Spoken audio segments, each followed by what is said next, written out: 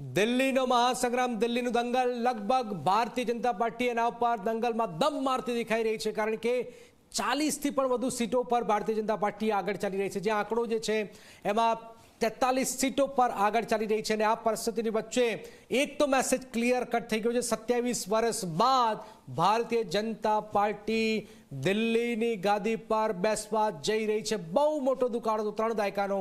અને આ ઘટનાક્રમની વચ્ચે ગુજરાત આપના પ્રદેશ પ્રમુખ યશુદાન ગઢવીએ પણ દિલ્હીમાં જે થયું છે એના પર શું કહ્યું છે કે હજુ પણ આશા વ્યક્ત કરી છે કે દિલ્હીમાં આપની સરકાર બનવાની છે, આશા રાખી રહ્યા છે દિલ્હીમાં આપની સરકાર બનશે। જો આપ દિલ્હીમાં હારશે તો નાગરિકોના ભવિષ્યની હાર થશે। ભાજપ સામે અરવિંદ કેજરીવાલ મજબૂત રીતે લડી રહ્યા છે। દિલ્હીમાં એલજીના કારણે 80% શાસન ભાજપ પાસે। યશુદાને આ વાત કહી છે, ભાજપ દિલ્હીમાં પણ ખાનગીકરણ કરી નાખશે। યશુદાને સીધો પ્રહાર કર્યો છે।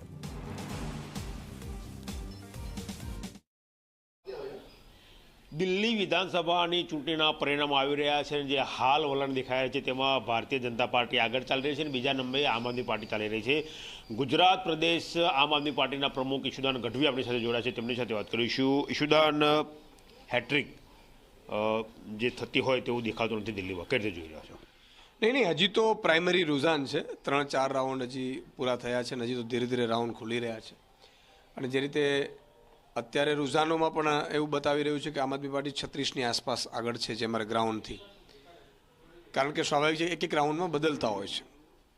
જુઓ, આ અરવિંદ કેજરીવાલજી વર્સિસ ભાજપ, એની ગુંડાગર્દી, એની સીબીઆઈ, ઈડી, ઇન્કમટેક્સ, એની સેન્ટ્રલ એજન્સી, એની દિલ્હી પોલીસ, એની ચૂંટણી પંચ અને 7,000 કરોડ રૂપિયા, એના વર્સિસ આ એક આમ આદમીની લડાઈ હતી।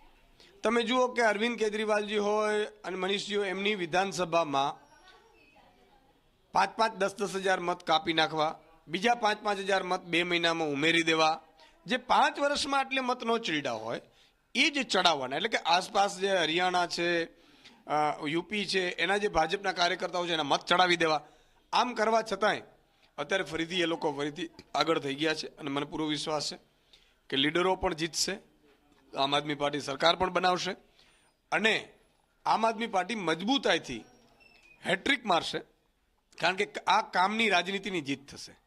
ભૂલથી પણ જો ભાજપ જીતી ગયું તો એલજી તો એનો છે જ, કેન્દ્ર સરકાર એની જ છે, 80% તો ભાજપ કબજો કરીને બેઠું જ હતું। એને કરવી શું હતી? ભાજપ જીતશે તો કરશે શું? જેમ ગુજરાતમાં આપણે સારી સ્કૂલો હતી સરકારી, બધી ભાજપના નેતાઓએ લઈ લીધી, ભાજપના નેતાઓએ પ્રાઇવેટ કરીને લાખો રૂપિયા ફી વસૂલે છે। હોસ્પિટલો હતી ભાજપના નેતાઓને, ઉદ્યોગપતિઓએ લઈ લીધી, સેમ દિલ્હીમાં કરશે। ભાજપે કંઈ પ્રજાનું ભલું કરવાનું નથી, એ તો ભ્રમિત કરશે, લોકોને ભ્રમિત કરીને કામ કરે છે। ખોટા વચનો વર્સિસ ગેરંટીની જીત થશે અને અરવિંદ કેજરીવાલજી અને આખા દેશનું ભવિષ્ય જે કામની રાજનીતિ ઉપર છે, આ રાજનીતિ આખા દેશમાં જવાની છે ભવિષ્યની, કારણ કે કામની રાજનીતિથી પહેલી વખત હિન્દુસ્તાનમાં એક વ્યક્તિ લડી રહ્યા છે, એક પાર્ટી લડી રહી છે અને એના નામે મત માંગી રહી છે।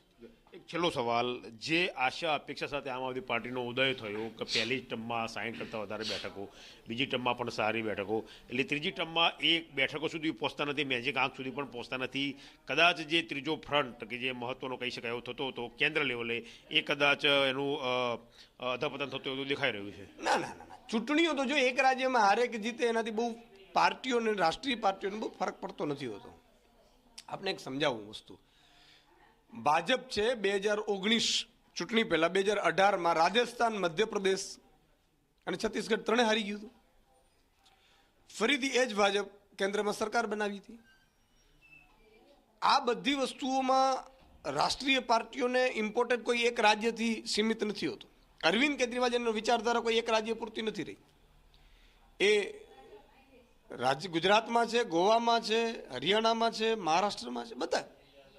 પણ એક વસ્તુ મેં કીધું ને કે આ અરવિંદ કેજરીવાલજીની હાર નથી, તમારા મારા બાળકનું ભવિષ્યની હાર થશે જો હાર થશે તો, કારણ કે એ કામની રાજનીતિ પર ભાજપ તો શું કરે છે, અંદરો અંદર ઝઘડાવે, જ્ઞાતિ, જાતિ, ધર્મ બીવડાવે, ડરાવે અને તમામ સંપત્તિ છે એ પોતાના મિત્રોને આપી દે, અને એ જ કર્યું છે ભાજપે।